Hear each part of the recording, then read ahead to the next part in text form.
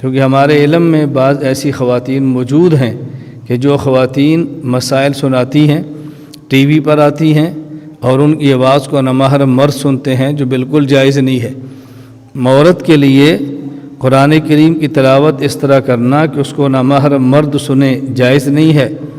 کوئی عورت نعت پڑھے جس کو نامحرم مرد سنے، یہ جائز نہیں ہے۔ کوئی عورت اس طرح دین کی دعوت دے جس کو نامحرم مرد سنے تو یہ جائز نہیں ہے۔ عورت کو پردے میں رہنا ضروری ہے، اپنے گھر میں رہنا ضروری ہے، شریعت کے مطابق عمل کرنا ضروری ہے۔ اسی وجہ سے اللہ رب العزت نے 1.25 لاکھ انبیاء علیہم السلام جو نبی بنا کر 1.25 لاکھ انبیاء علیہم السلام بھیجے، ان میں کوئی ایک بھی عورت نہیں تھی، وہ سارے کے سارے مرد تھے۔ ایک عورت بھی اللہ نے نبی بنا کر نہیں بھیجی، ایک عورت بھی، سارے مرد نبی بنا کر بھیجے ہیں۔ اس لیے کہ یہ کام مردوں کا ہے، یہ کام خواتین کا نہیں ہے۔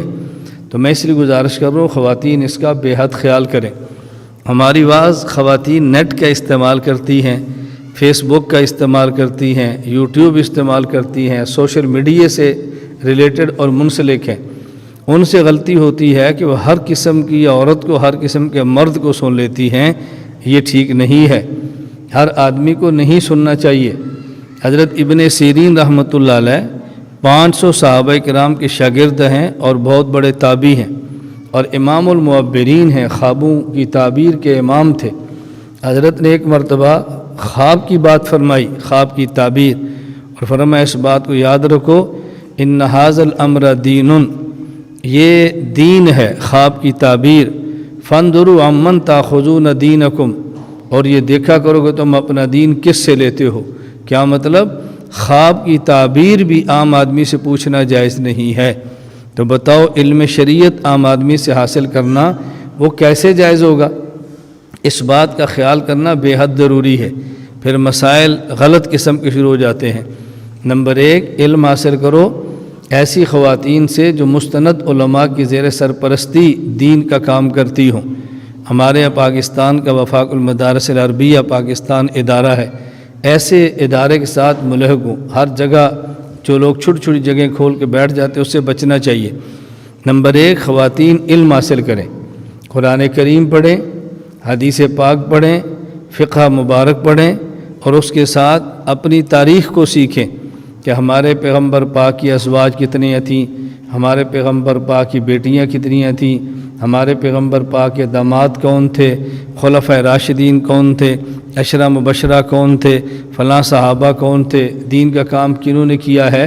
ایک تو اس بات کا اہتمام کریں کہ علم حاصل کریں، علم، اور اس کے لیے سب سے بہترین طریقہ بچپن میں اپنی بچیاں وہ مدارس میں داخل کرائیں، اور جو بڑی ہیں وہ خود مدرسوں میں پڑھیں، اپنا وقت نکالیں اور تھوڑا وقت کسی قریبی مدرسے کو دیں اور خود قرآن کریم کی تعلیم حاصل کریں، قرآن کریم کا ترجمہ پڑھیں، اور گھر بیٹھے از خود نہ پڑھیں، کسی مستند عالم سے پڑھیں یا کسی مستند عالمہ سے پڑھیں، اور اگر پھر بھی کوئی بات سمجھ نہ آئے تو کسی مزید دالفتہ سے رجوع کریں اور رابطہ کریں۔ نمبر 1، علم دین حاصل کریں۔ بچی کا بہترین علم حاصل کرنے کا زمانہ وہ بچپن کا زمانہ ہے۔ ہم بچپن کا زمانہ انگریزی سیکھنے پہ لگاتے ہیں، اپنی بچیاں گھر سے باہر نکالنے پہ لگاتے ہیں، اپنی بچیوں کو باہر کا ماحول سکھا دیتے ہیں۔ پھر وہ بچیاں بڑی ہوتی ہیں تو جو ماحول بچپن کا ہوتا ہے وہ جوانی میں دماغ میں بیٹھ جاتا ہے، پھر ایسی بچی کو کنٹرول کرنا ذرا مشکل ہو جاتا ہے۔ اپنی بچی کو مدارس میں داخل کریں، مدارس میں۔